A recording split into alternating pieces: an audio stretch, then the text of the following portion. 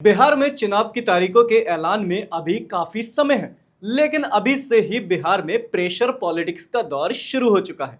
हर कोई अपने स्तर पर प्रेशर पॉलिटिक्स का दांव चल रहा है। राजनीतिक विशेषज्ञों का मानना है कि अगर ये कम नहीं हुआ तो पिछली बार की तरह इस बार भी चुनाव से पहले महागठबंधन टूट जाएगा।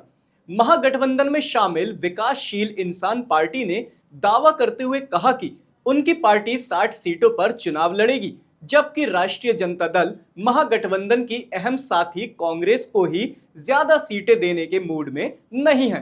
तो वीआईपी जैसे क्षेत्रीय दल को इतनी सीट दे पाना उनके लिए संभव होगा। नमस्कार, मैं एकाग्र गुप्ता और आप देख रहे हैं द हिंदी टॉप। चुनाव से पहले दोनों प्रमुख गठबंधनों यानी महागठबंधन और एनडीए में सीट शेयरिंग को लेकर गहन मंथन चल रहा है। दोनों गठबंधनों में शामिल छोटे दल अपने लिए अधिक से अधिक सीटें मांग रही हैं। साल 2020 की तरह चुनाव से पहले मुकेश सहनी की अगुवाई वाली विकासशील इंसान पार्टी महागठबंधन का हिस्सा थी और अब भी है, लेकिन तब सीट शेयरिंग पर बात नहीं बन पाई थी। अब देखना होगा कि सहनी की भारी भरकम मांग पर बात बन पाएगी या फिर पिछली बार की तरह ऐन मौके पर तेजस्वी यादव और मुकेश सहनी का गठबंधन टूट जाएगा। गौरतलब है कि विकासशील इंसान पार्टी के संस्थापक मुकेश सहनी ने बीते सोमवार को सोशल मीडिया प्लेटफॉर्म एक्स पर ऐलान करते हुए कहा था कि हमारी पार्टी इस साल 2025 में 60 सीटों पर चुनाव लड़ेगी, जबकि शेष सभी सीटों पर हमारे सहयोगी दलों के प्रत्याशी चुनाव लड़ेंगे। उनके इस ऐलान के बाद ये चर्चा होने लगी कि जिन 60 सीटों पर चुनाव लड़ने की बात सहनी कर रहे हैं वो संभव हो पाएगा।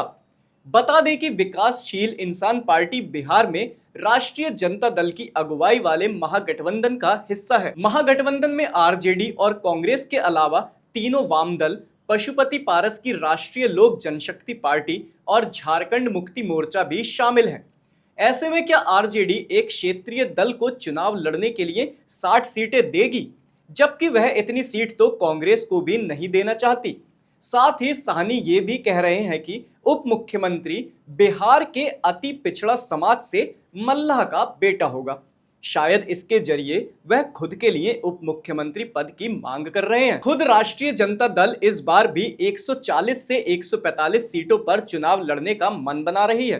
पिछले चुनाव में राष्ट्रीय जनता दल ने 144 सीटों पर अपने उम्मीदवार उतारे थे और उसे 75 सीटों पर जीत हासिल हुई। हालांकि पिछले चुनाव की तुलना में उसे 5 सीटों का नुकसान हुआ, लेकिन बिहार में नंबर 1 सिंगल पार्टी बनकर उभरी। राष्ट्रीय जनता दल की तरह कांग्रेस भी साल 2020 वाली सीट ही चाह रही है। वह पिछले लोकसभा चुनाव में अपने प्रदर्शन को आधार बना रही है। कांग्रेस जहां 70 के करीब सीटों पर चुनाव लड़ना चाहती है, तो राष्ट्रीय जनता दल उसके लिए 50 से अधिक सीटें देने के मूड में नहीं है। वह उसे समझाने की कवायद में है कि अन्य सहयोगी दलों को भी सीटें देनी है।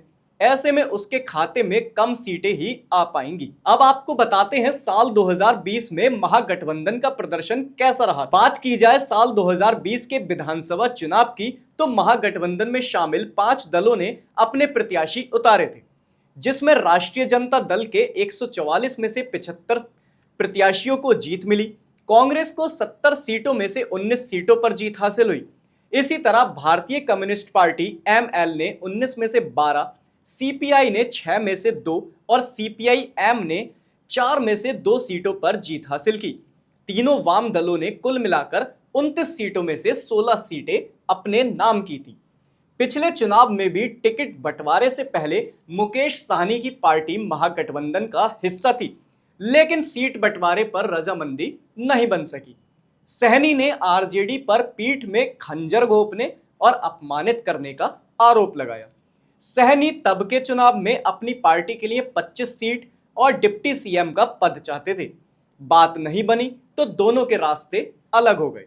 मुकेश सहनी ने घर वापसी की और विकासशील इंसान पार्टी एनडीए में आ गई। बीजेपी ने इसका इनाम वीआईपी को दिया और पार्टी को एमएलसी की एक सीट के अलावा चुनाव के लिए अपने कोटे से 11 सीटें दे दी। बीजेपी तब 121 सीटों पर चुनाव लड़ रही थी, जिसमें से 11 सीटें वीआईपी को दे दी गई। 11 में से 4 सीटों पर सहनी की पार्टी को जीत मिली। अब सवाल ये है कि साल 2025 के चुनाव में क्या होगा। देखिए, अब फिर से वह महागठबंधन के पाले में है। इस बार वह 2020 वाली बात से कहीं ज्यादा आगे निकल चुके हैं। पिछली बार 25 सीट और उप मुख्यमंत्री का पद चाहते थे, जिस पर बात नहीं बनी, लेकिन इस बार उन्होंने 60 सीटों पर अपनी दावेदारी ठोक दी है और सोशल मीडिया पर बकायदा ऐलान भी कर दिया। प्रेशर पॉलिटिक्स के जरिए मुकेश सहनी ने फिर से अपना दांव चल दिया है। इसमें उन्हें कितनी कामयाबी मिलती है ये तो वक्त ही बताएगा, लेकिन इतना तय है कि सीट शेयरिंग को लेकर समझौता करना महागठबंधन के लिए काफी बड़ी चुनौती रहेगी। ऐसे ही वीडियो के लिए आप हमारे चैनल द हिंदी टॉप को सब्सक्राइब करें। इसके अलावा आप हमें एक्स, फेसबुक और इंस्टाग्राम पर भी फॉलो कर सकते हैं।